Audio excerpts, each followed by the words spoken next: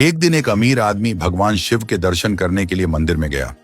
इस अमीर आदमी ने बहुत ही महंगे जूते पहन रखे थे और उसने ऐसा भी सुना था कि इस मंदिर में अक्सर चोरी होती रहती है। इस वजह से उसका मन नहीं हुआ कि वह अपने कीमती जूते वहां बाहर छोड़कर चला जाए। जूते पहनकर वह मंदिर में नहीं जा सकता था और उन्हें ऐसे ही बाहर छोड़कर वह जाना नहीं चाहता था। अब वह करे तो क्या करे? वह बड़ी दुविधा में पड़ गया था। थोड़ी देर सोचने के बाद उस अमीर आदमी ने मंदिर के बाहर बैठे एक भिखारी से बात की। अमीर आदमी ने उस भिखारी को अपने जूते संभालने के लिए दे दिए। भिखारी भी उसके जूते संभालने के लिए राजी हो गया। फिर वह अमीर आदमी अंदर मंदिर में पूजा करने के लिए चला गया। पूजा में बैठे बैठे उस अमीर आदमी के मन में ख्याल आया कि भगवान ने कैसी विषम दुनिया बनाई है।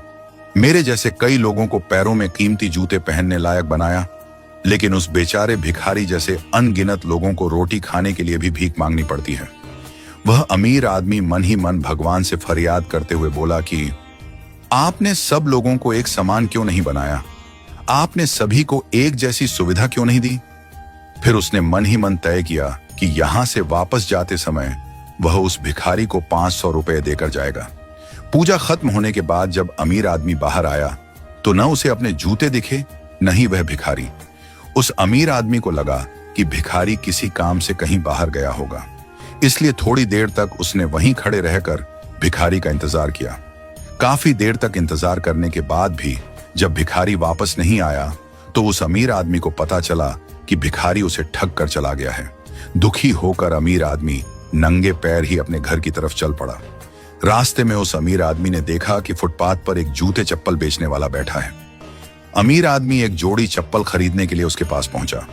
वहां पहुंचते ही उस अमीर आदमी की नजर उसके जूतों के जैसे ही एक जोड़ी जूतों पर पड़ी। वह तुरंत पहचान गया कि यह उसके ही जूते हैं। पूछने पर बेचने वाले ने पहले तो मना कर दिया, लेकिन बार बार पूछने और दबाव देने पर उसने बताया कि यह जूते उसे एक भिखारी ने 500 रुपये में बेचकर गया है। अब वह अमीर आदमी बिना चप्पल खरीदे मुस्कुराते हुए वहां से अपने घर की तरफ नंगे पैर ही चला गया। उसे भगवान से की गई अपनी फरियाद का जवाब मिल चुका था। उसे समझ में आ गया था कि जब तक लोगों के कर्म एक जैसे नहीं होते तब तक सब एक समान नहीं हो सकते। भगवान ने उस भिखारी की तकदीर में 500 रुपये लिखे ही थे, लेकिन कैसे कर्म करके उन्हें लेना है यह उस भिखारी के हाथ में था। अगर वह चोरी ना भी करता फिर भी उसे 500 रुपये ही मिलते। शायद उसके ऐसे ही बुरे कर्मों की वजह से आज वह एक भिखारी था। हमेशा अच्छे कर्म करो और किसी का भी बुरा मत करो। भगवान भी यही कहते हैं कि अपने किसी को दुख नहीं दिया तो आप किसी पाप के भागीदार नहीं हो।